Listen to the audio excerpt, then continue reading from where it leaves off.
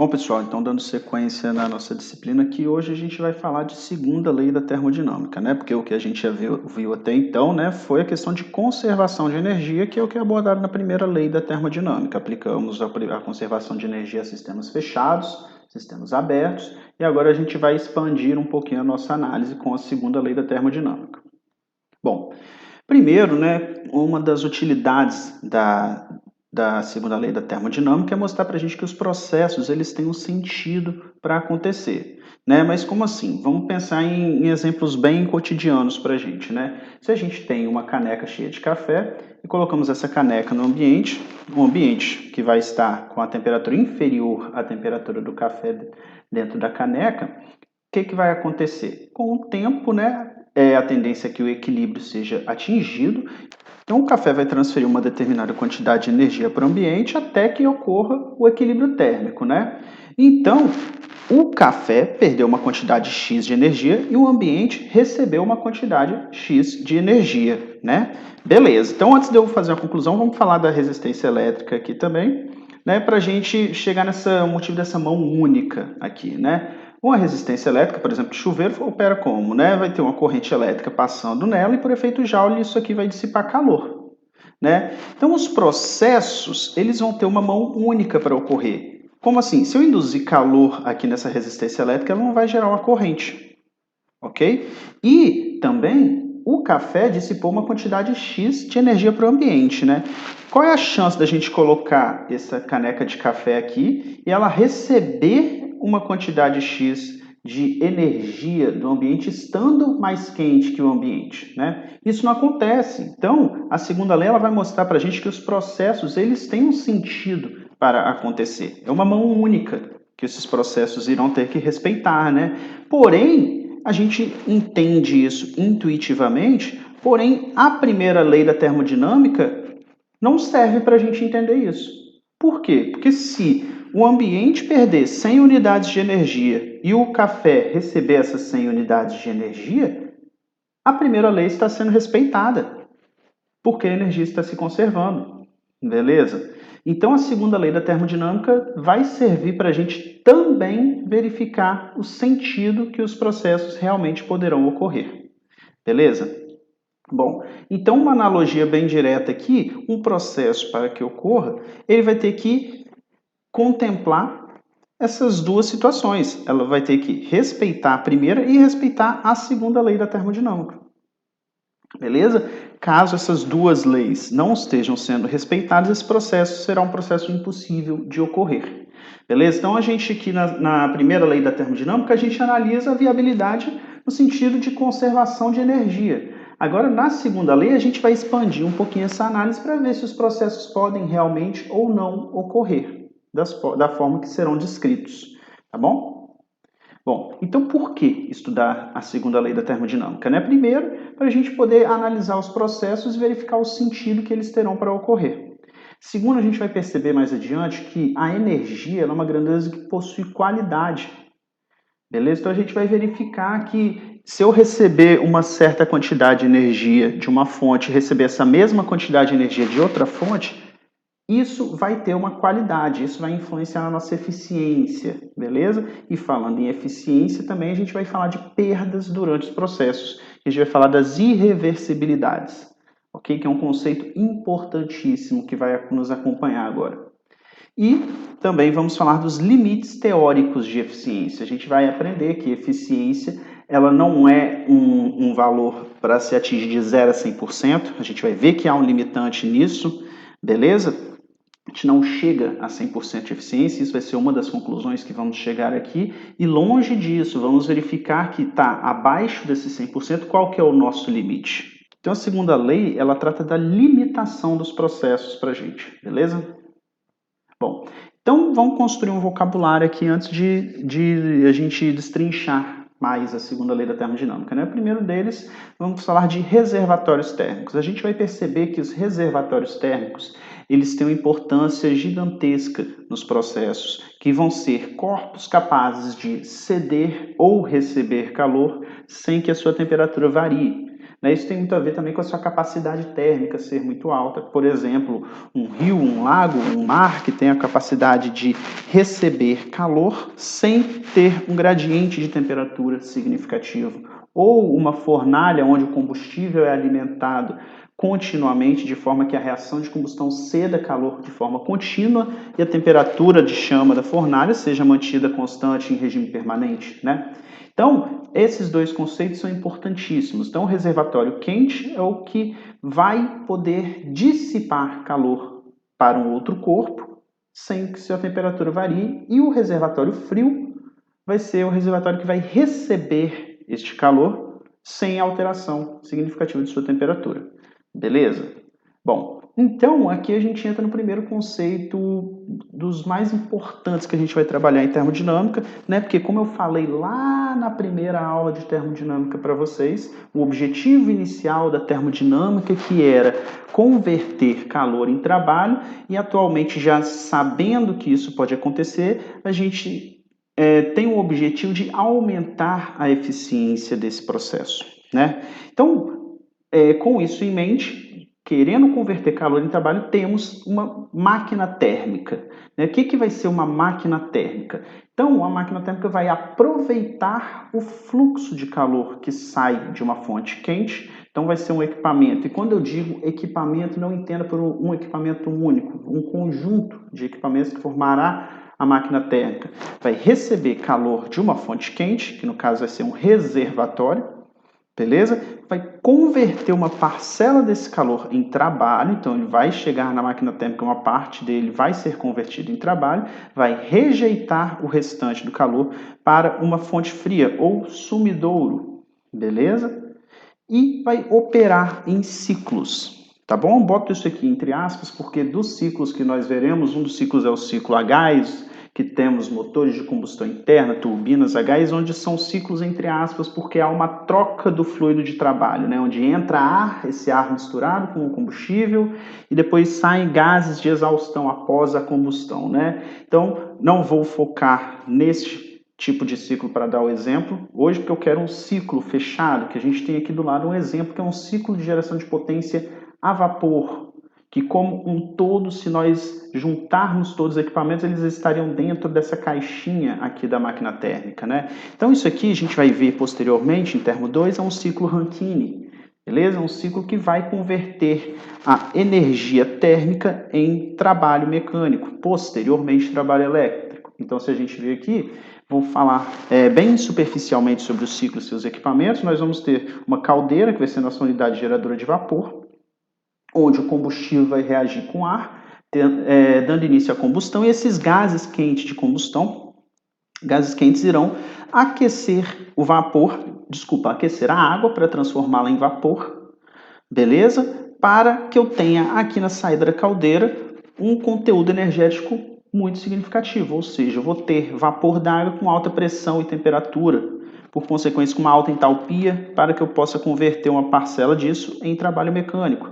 Então, estou gerando aqui um fluido com alta energia térmica, vou passá-lo pela turbina para aproveitar essa energia térmica. Então, a turbina expande esse vapor, de forma que aqui em 2 a gente vai ter um fluido com uma baixa pressão e baixa temperatura com relação ao ponto 1. Beleza? E essa variação do estado 1 para o estado 2, essa retirada de entalpia de 1 para 2, vai ser convertida aqui em trabalho mecânico, posteriormente no gerador elétrico, convertido em energia elétrica. Beleza? Então, para que eu tenha essa conversão de energia térmica e mecânica, eu vou ter que ter um fluido aqui com alta pressão e alta temperatura. E a caldeira vai ser responsável por aumentar a temperatura, Então, eu preciso agora aumentar a pressão do fluido que está aqui em 2. Eu posso fazer isso por um compressor ou por uma bomba. O consumo energético da bomba é muito menor que do compressor, devido ao volume específico, a gente ainda vai conversar sobre isso. E também, o que acontece? Aqui no compressor, eu posso ter vapor com título, o que não é interessante para o compressor, poder danificá-lo. Então, é melhor usar uma bomba. Porém, também, a bomba ela não pode ter vapor dentro dela, tem que ser apenas líquido. Então, para que tenha apenas líquido, eu vou passar esse fluido por um condensador para que ele entre na bomba, e a bomba vai elevar a pressão desse fluido para eu ter um líquido com alta pressão entrando na caldeira e sair com vapor a alta pressão na caldeira para que esse ciclo ocorra continuamente. Ok? Então aqui a gente percebe a questão do ciclo, tá bom?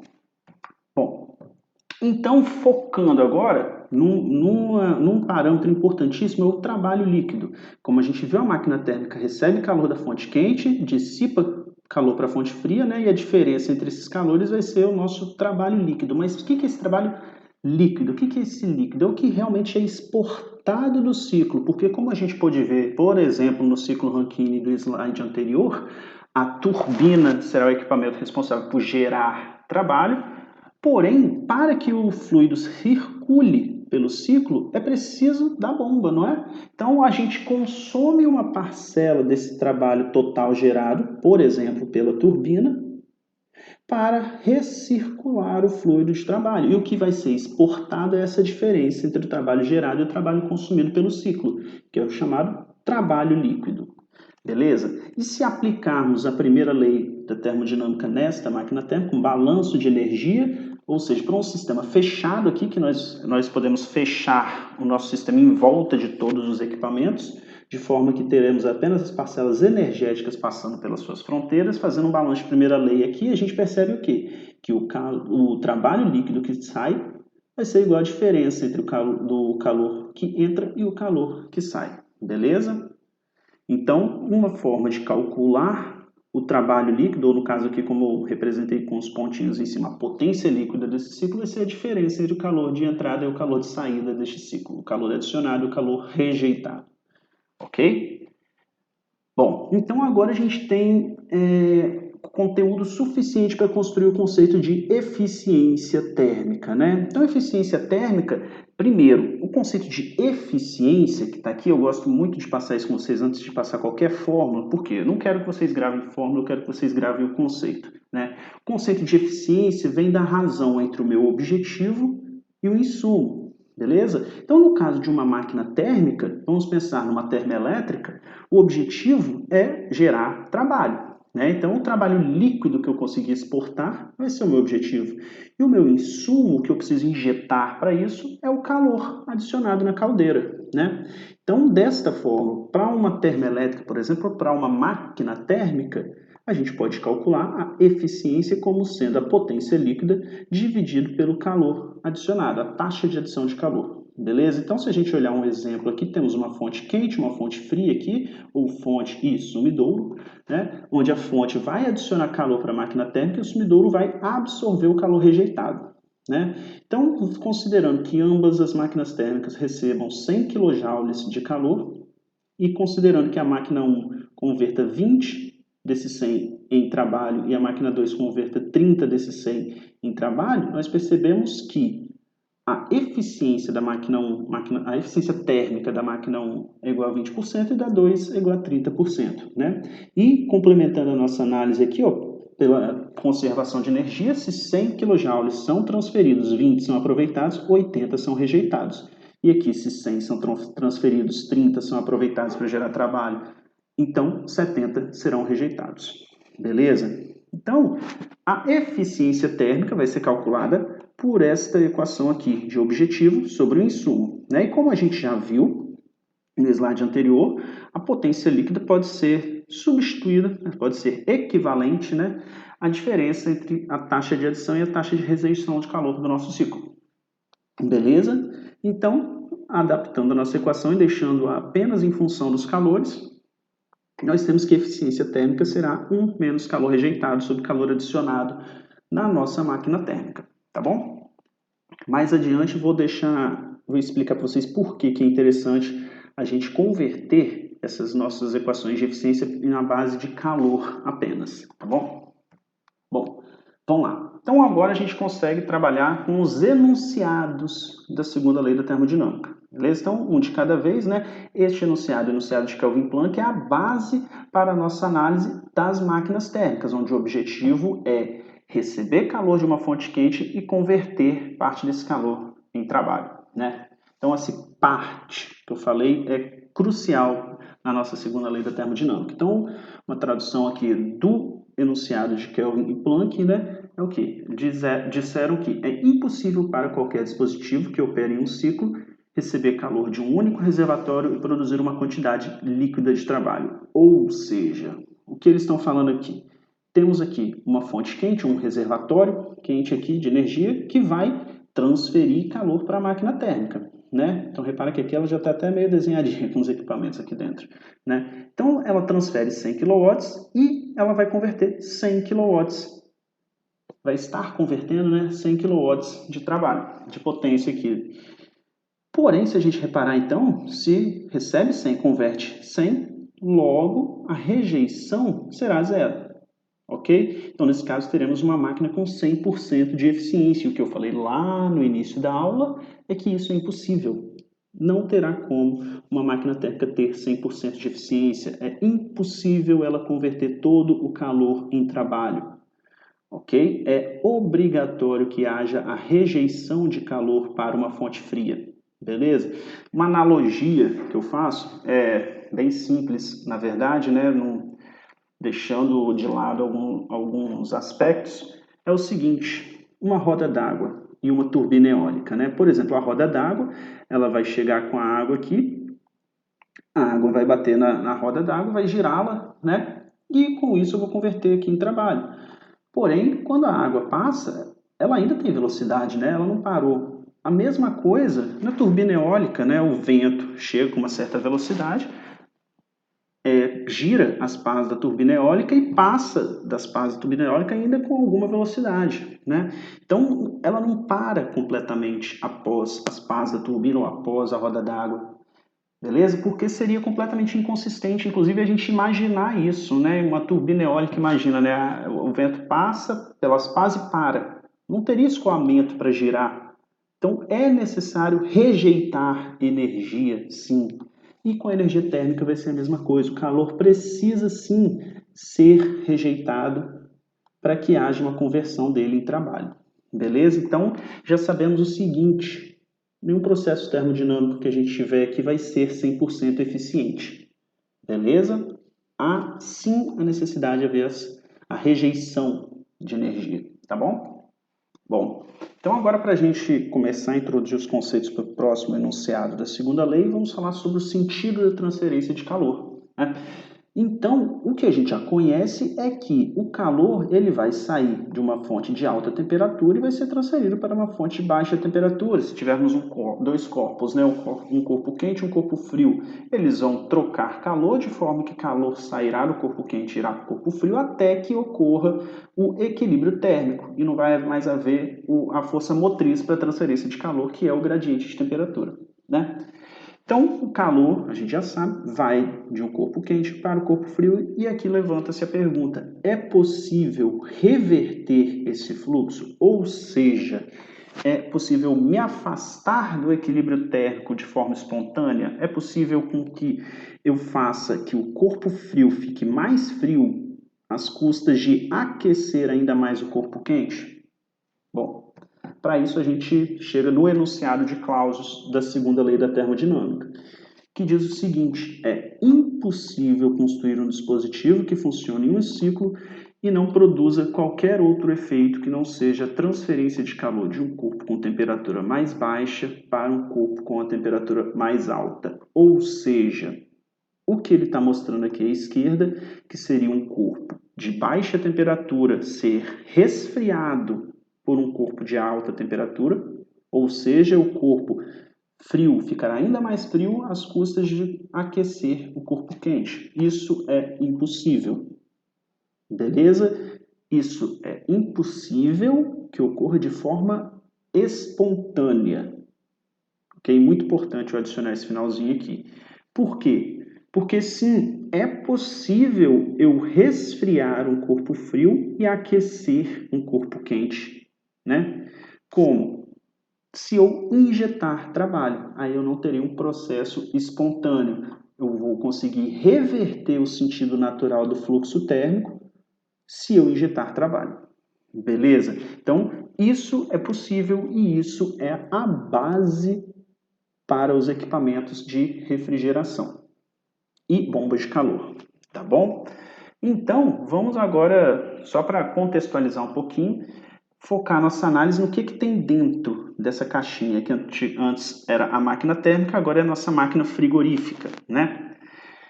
Então, os refrigeradores, gente, eles vão operar da seguinte forma. Vou fazer aqui uma explicação bem básica sobre um ciclo de refrigeração, o ciclo mais tradicional que temos, que é o ciclo de refrigeração por compressão, presente nas geladeiras, presente nos ar-condicionados. Ok? Vai operar de que forma? Vai operar de modo que eu tenha um fluido refrigerante passando aqui por um trocador de calor chamado de evaporador e esse fluido esteja passando aqui com uma baixíssima temperatura. Beleza? Como que eu vou gerar este fluido com essa baixa temperatura? Eu vou conseguir gerar esse fluido passando um líquido a alta pressão numa válvula de expansão. A gente lembra que, que as válvulas de expansão são dispositivos isentálpicos, que já vimos anteriormente, e ao passar um líquido por esta válvula de expansão, ou um fluido que esteja na mudança de fase, a gente vai ter uma queda de pressão significativa, e essa queda de pressão significativa será acompanhada de uma queda de temperatura, conforme o exercício que a gente resolveu na aula de volume de controle, né? Então, com isso, eu vou ter aqui um fluido a uma baixíssima temperatura.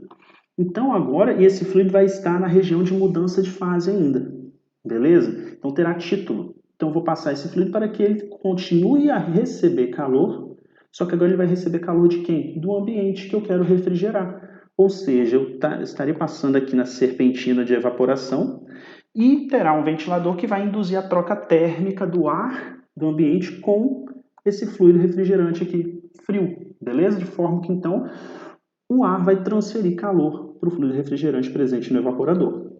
Ok? Então, como diz o nome, ele vai evaporar. Então, eu terei aqui um vapor saindo desse evaporador e eu preciso, novamente, de ter o fluido aqui na mudança de fase com a baixa temperatura. Para isso, eu preciso de ter líquido a alta pressão entrando na válvula de expansão. Então, a gente precisa comprimir esse vapor. Como que a gente vai fazer isso? Se temos vapor, vamos usar um compressor. Beleza? Então, o compressor vai pegar o vapor que sai do evaporador e vai aumentar a sua pressão. Né? E agora eu preciso que tenha líquido, né? Então eu preciso condensar esse vapor que está saindo do compressor. Para isso eu vou passar pela unidade condensadora, que é o outro trocador de calor que fica na parte externa do recinto ou na parte de trás da geladeira, né? Que rejeita calor. Então nós vamos retirar calor aqui de um ambiente refrigerado, né? E vamos rejeitar calor para um ambiente que já está aquecido. Então, o ambiente que a gente rejeita calor está mais quente que o ambiente de onde a gente retira calor. Repare, então a gente está esfriando uma nossa fonte fria e está aquecendo nossa fonte quente. Né? Então, voltando aqui no condensador, ao sair do condensador, o fluido já está com uma alta pressão, né? E agora vai estar na forma de líquido, pronto para entrar na válvula de expansão e sair aqui numa baixa pressão e baixíssima temperatura para retornar ao evaporador. Então, isso aqui é uma explicação bem superficial do que é um ciclo de refrigeração por compressão. Beleza? Que veremos isso na disciplina de termodinâmica 2, a parte termodinâmica e não dos equipamentos em si deste ciclo. Tá bom? Então, o que está acontecendo? Fonte fria rejeitando calor, fonte quente absorvendo calor. Né? Conseguimos inverter isso a partir da adição de trabalho. Beleza? Então, assim como nós tínhamos a eficiência térmica para as máquinas térmicas, nós vamos também ter a parte de uma forma de calcular a nossa eficiência para as máquinas frigoríficas, né?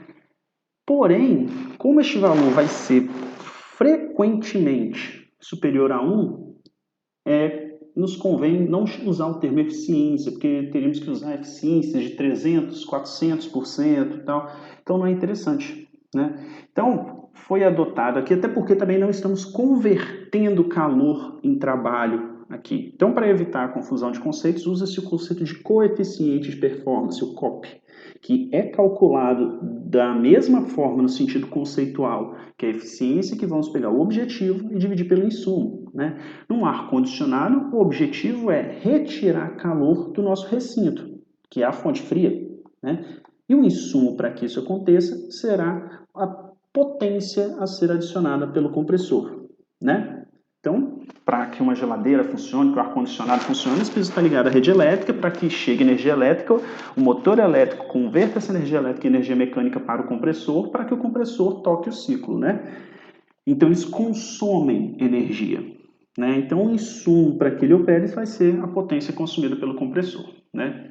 E como eu falei anteriormente, a gente também pode deixar isso aqui em função dos calores, das taxas de adição de calor, de forma que o COP poderia ser calculado pelo calor rejeitado pela fonte fria, dividido pelo calor adicionado à fonte quente menos o calor rejeitado pela fonte fria.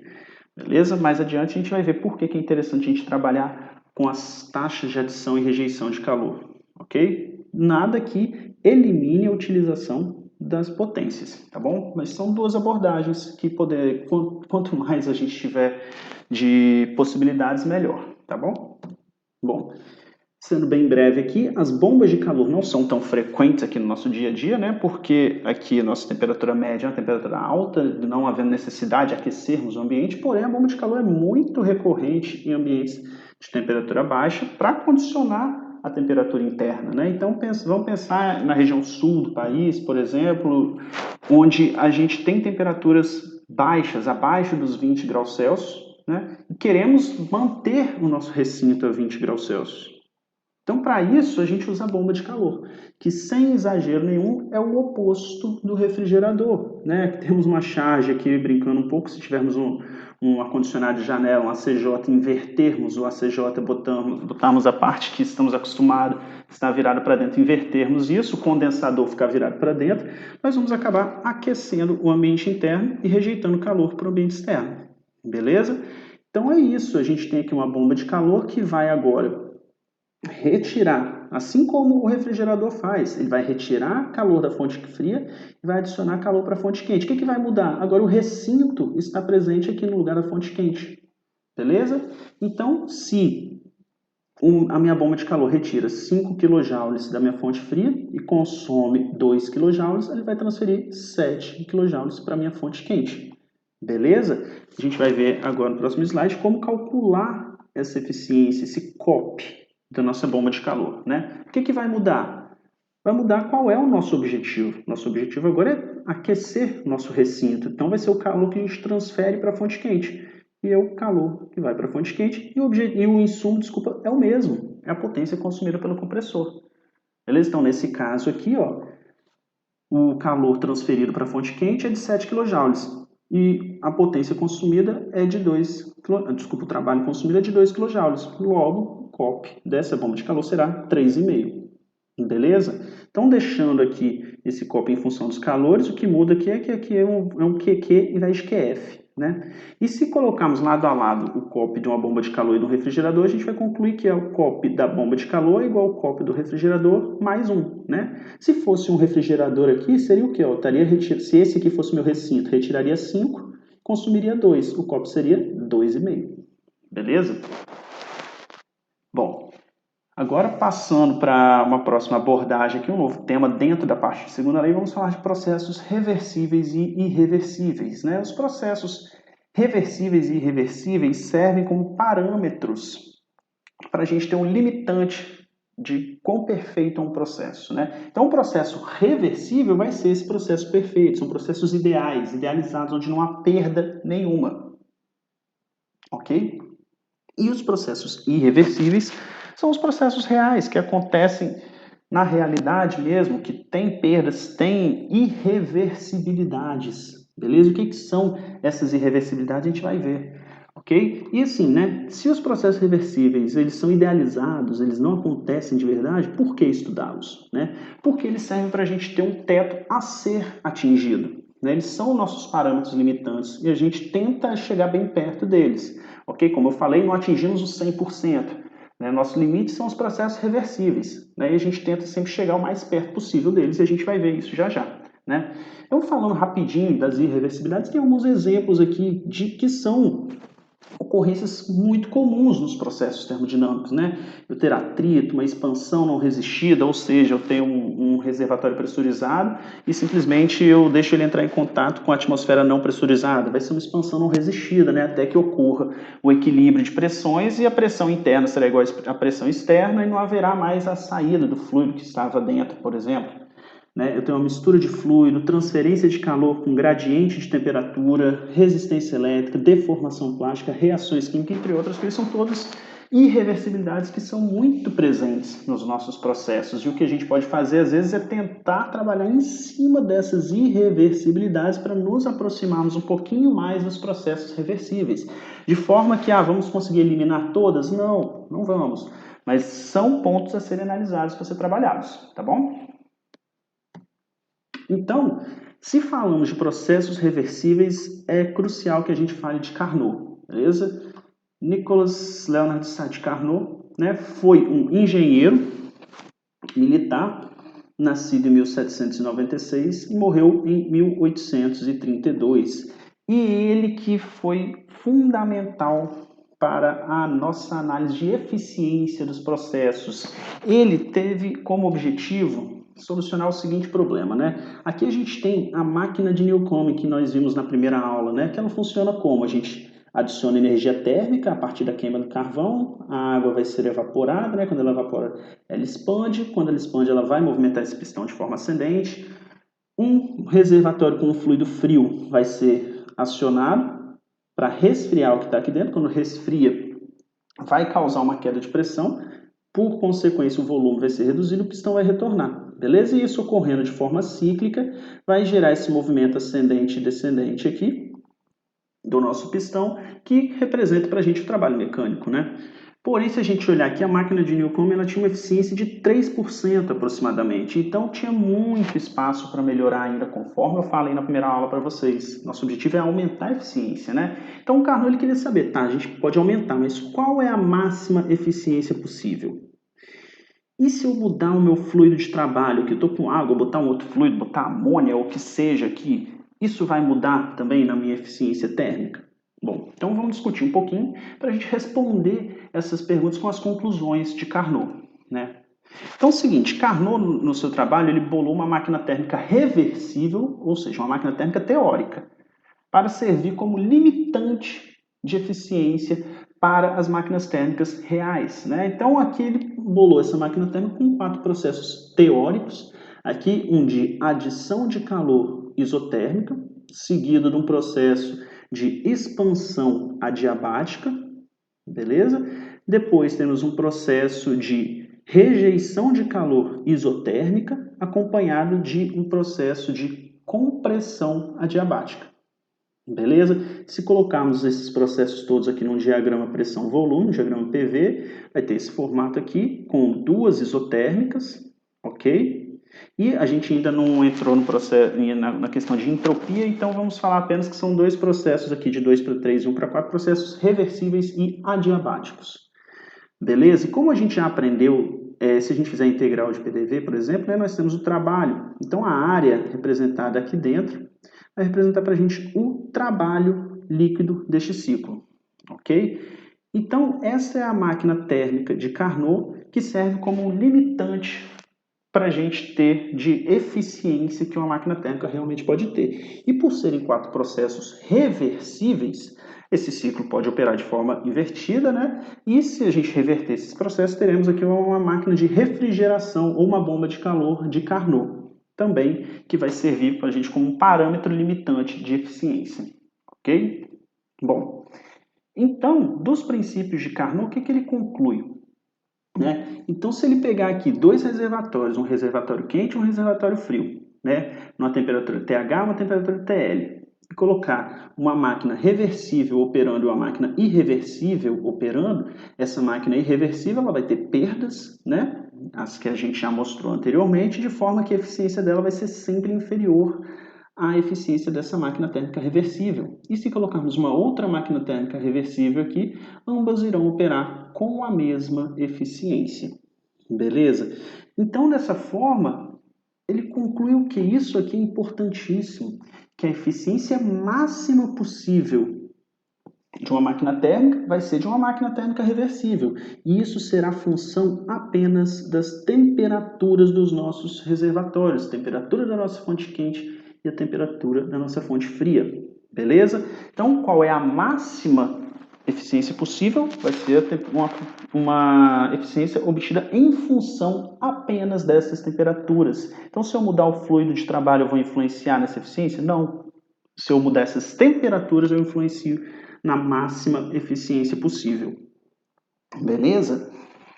Então, tendo isso em vista, essa foi a conclusão de Carnot, e este trabalho de Carnot ele foi procedido depois por outros trabalhos importantíssimos, por exemplo, pelo trabalho de William Thomson, conhecido como Lord Kelvin, para obter uma escala de temperaturas que obedecesse a isso aqui. São as escalas de temperaturas termodinâmicas, né? Então, para essa escala de temperatura termodinâmica, esta razão entre o calor adicionado pela fonte quente e o calor rejeitado para a fonte fria, se for uma máquina térmica, né, e se for um refrigerador inverso, né, o calor rejeitado pela fonte fria e adicionado à fonte quente. Então, depende do que a gente está analisando. Primeiramente, analisando uma máquina térmica, vamos ficar aqui, ó, adição de calor à fonte quente, rejeição de calor para a fonte fria, né? Então, essa razão entre os calores vai ser proporcional entre a razão das temperaturas para essa escala termodinâmica de temperaturas, beleza? Então, por isso que lá atrás eu falei que seria interessante a gente definir as eficiências em função dos calores.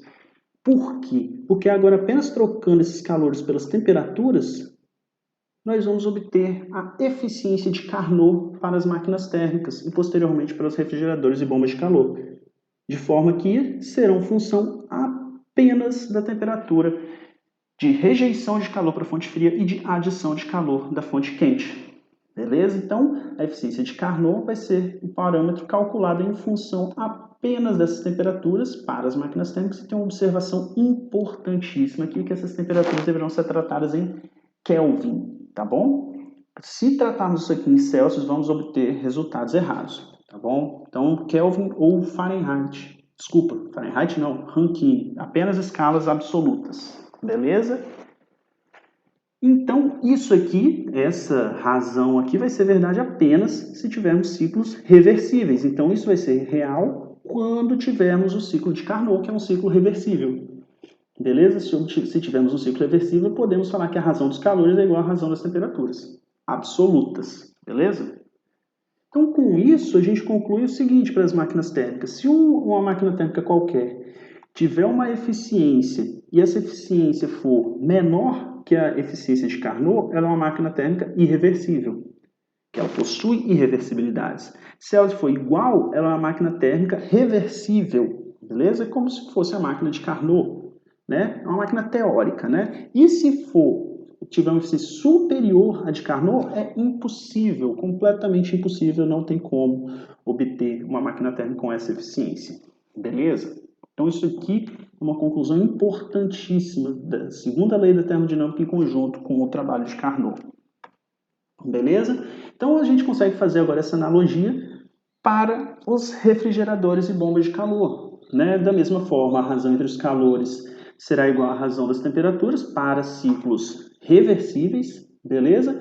Então, de forma que a gente colocou já os COPs agora, né? Do refrigerador e da bomba de calor em função apenas dos calores. Para quê? Para que a gente substitua os calores pelas temperaturas. Agora temos o COP de refrigeração de Carnot e o COP das bombas de calor de Carnot, beleza? Todas essas temperaturas deverão estar em Kelvin, não se esqueçam. Beleza? Então aqui a gente tem uma forma para calcular a máxima, no caso, o máximo COP possível desses equipamentos. Ok? E fechando aqui nosso raciocínio análogo ao da eficiência, se o nosso refrigerador, a nossa bomba de calor tiver um COP superior ao de Carnot, é impossível dele existir. Se for igual, será uma máquina reversível. Se for inferior, será uma máquina irreversível, que é o que ocorre. Beleza? Bom, então, acho que hoje eu já joguei muitos conceitos. Vou resolver com vocês os exercícios referentes à segunda lei da termodinâmica na próxima aula, já posto aqui. Beleza, gente? Então, valeu!